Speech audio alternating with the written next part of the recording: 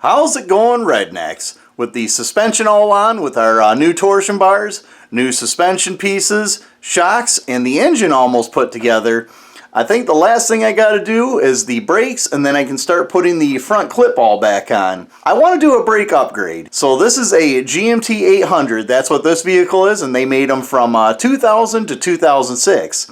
GMT900 is from 2007 to 2014, and apparently those brakes bolt right on. And we're gonna find out, because right here on the floor I have the GMT900 calipers with the rotor sitting underneath this one. So why don't we go down here and see what the difference between the stock GMT800 is versus stock GMT900. So taking a look at the calipers, you can see the GMT800 caliper is significantly smaller than the GMT900 caliper. And looking at the brake pads, this is the GMT900 and this is the 800.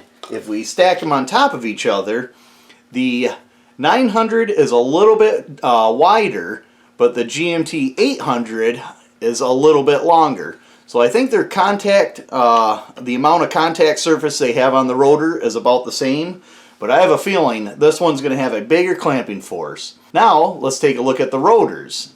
Now taking a look at the rotors, the GMT800 is on top and the 900 is below, and you notice the 900 is a little bit bigger, and then side by side comparison, the GMT900 is quite a bit thicker. This is the 900 and this is the 800.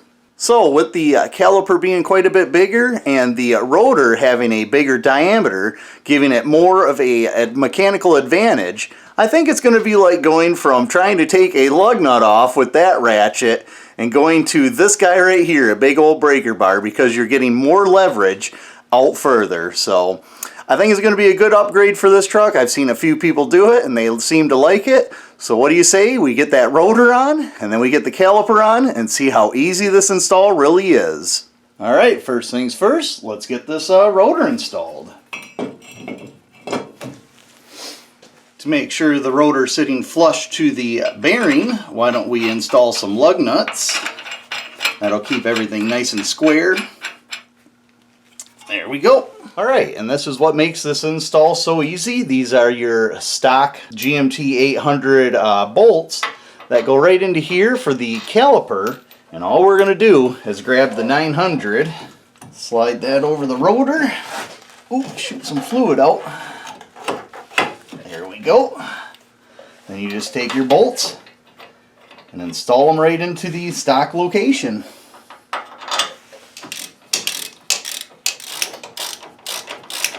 And there we go, we have our caliper mounted, and this is our caliper anchor right here.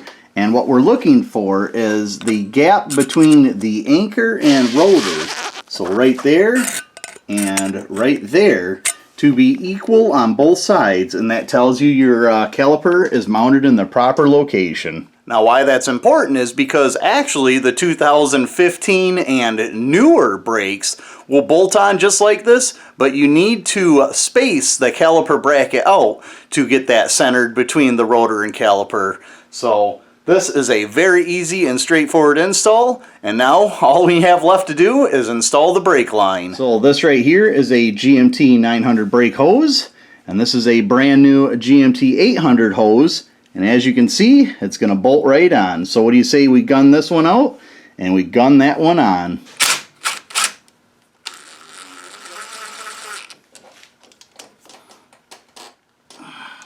And just like that, of course, I have the driver's side done, and we just finished the passenger side. I also want to add, I got all of this for $100 at a pick and pull lot, and them calipers and all of the hardware and everything on there looks pretty dang new. And just remember, if you're blown away by the fact that I'm putting used brakes on my vehicle every time you come to a stop, you're using used brakes too. So yeah, this doesn't scare me a bit. For $100, that's a heck of an upgrade.